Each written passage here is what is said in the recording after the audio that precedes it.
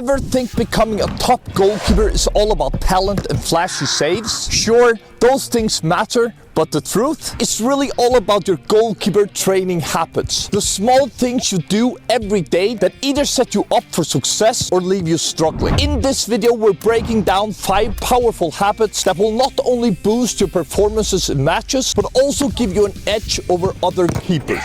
And to kick things off, let me ask you something. Ever feel like you're unstoppable in training, making one incredible save after another, but on game days, it just doesn't come together? It's like during the week you're unbeatable, but when the weekend rolls around, something feels off. Trust me, I've been there too. It's super frustrating, but here's why it happens and how you can fix it. You see, in training, there's no crowd, no scoreboard, and honestly, not much pressure. You can let in a soft goal, make a mistake, and just brush it off, no big deal. But when game day rolls around, that's when every shot counts, every decision matters, and suddenly, those little mistakes you brushed off in training feel like a huge deal. And that shift in pressure can sometimes mess with your head if you're not used to it. A lot of goalkeepers think they can just flip the switch when it matters the most, but that's just not how it works. If you're only trying to turn it on during a match, that's when nerves creep in, fear takes over, and mistakes start to happen. So how can we change this? It's actually pretty simple. We train like it's match day every day. Because when you train with the same intensity as a real match, you're preparing yourself both mentally and physically. So when the real thing comes around, it doesn't feel overwhelming at all, because for you, it's just another day. And once you start training this way, you'll notice that in games, you're much more relaxed, you're sharper, and you're fully prepared to play up to your best. All right, now that you understand how crucial game-like training is, let's dive into something just as important. And how many times have you seen a ball flying towards the goal and hesitated just for a second? You let it go, and then afterwards you're left thinking, maybe I would have had it if I had just gone for it. We've all been there, myself included, but let me tell you about one time where I didn't hold myself back. We were playing against one of our biggest rivals in a super intense match. I'd already made a couple of big saves in the first half and I was feeling sharp. Then in the second half, they get a free kick just outside the box. The ball's curling towards the top corner, but instead of hesitating, I went for it, and somehow I got my fingertips to it. That save still stands out as one of the best I've ever made, and it all came down to one decision: to just go for it, no matter how impossible it seemed. When you start going for everything, even those shots that seem out of reach, something changes in your mindset. You stop doubting yourself, you start trusting your instincts, and you train both your body and your mind to never give up. But, and this is key, it all starts in training.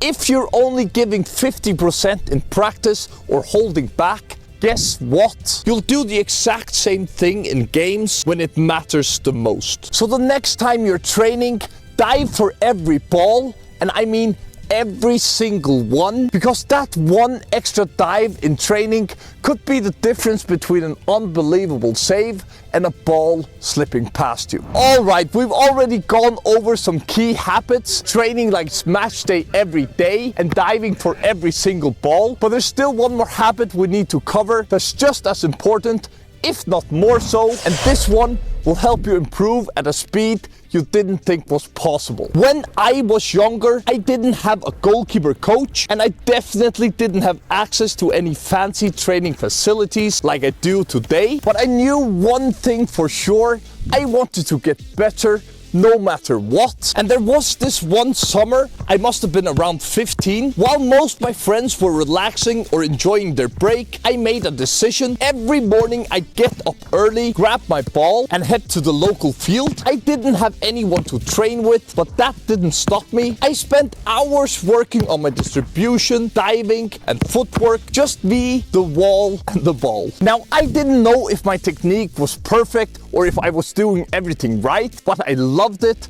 Why? Because every day I could feel myself getting a little better, a little fitter, and a little sharper. And that's the key. Becoming a better goalkeeper isn't just about what you do in team practice or when your coach is watching. It's also about what you do on your own. Now, I'm not saying that you need to spend hours every day training by yourself like I did, but even adding just one extra focus session a week can make a massive difference in your goalkeeping. It could be something simple like spending 20 minutes after practice working on your distribution, or 50 minutes before practice sharpening your footwork. Don't get me wrong though, team training is still super important, and if you have a goalkeeper coach, you're lucky, but it's those extra solo sessions that let you really focus and work on your weak points. This is how you stay ahead of the competition, by doing the extra work that most keepers aren't willing to do. Now, if you're serious about stepping up your self-training and improving faster than ever,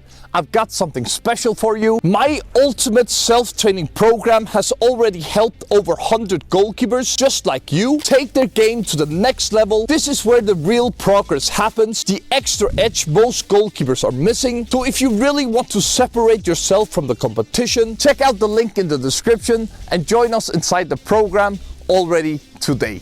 Now that you know how powerful extra training can be, let's focus on a habit that might be holding you back without you even realizing it. How often when you're training do you find yourself punching or parrying shots instead of catching them? Pretty often, right? I mean, it's tough to catch a ball when you're fully stretched out, diving like Superman, and in those moments, parrying or deflecting the ball away is a solid decision. No one's going to argue about that. But what about those shots that are within your reach? The ones you know you can get to? Do you go for the catch, or do you still knock it away just in case? And if you think about it, if you're always pushing the ball away in training when you could have easily caught it, what do you think will happen when the pressure's on in a real game? Exactly. You'll push it away again. And by doing that, you're giving the opposition another chance to score. It's almost like handing them a free shot on goal. That's why in training, your goal should be to catch every single ball that comes your way. And I mean every single one. Even if it's a rocket headed for the top corner, go for the catch. You won't always succeed, and that's fine. The goal is not to be perfect. It's to train your instincts, to build your habits, so that catching the ball becomes your natural reaction. And the more you catch cleanly in training, the more confident you'll be to do the same in matches. All right, so we covered a lot of really important goalkeeper training habits so far, but there's still one more that a lot of keepers, especially younger ones, sometimes forget. Ever show up to practice feeling totally drained, almost like you're running on low battery? Yeah, I've been there too, more times than I like to admit. But what if I told you there's a very simple way to stop that from happening? You see, how you prepare before training actually makes a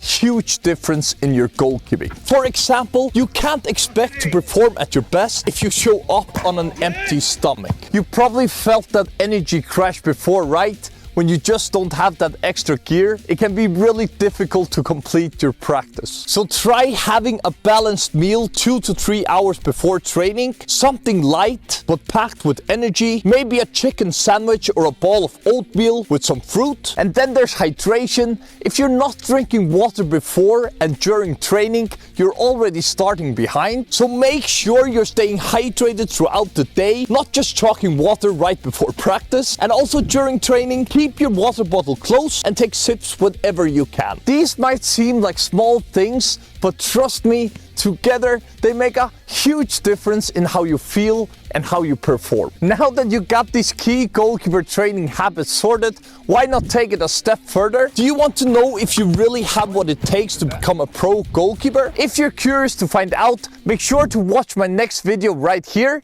Without these signs, making it to the top will be much harder.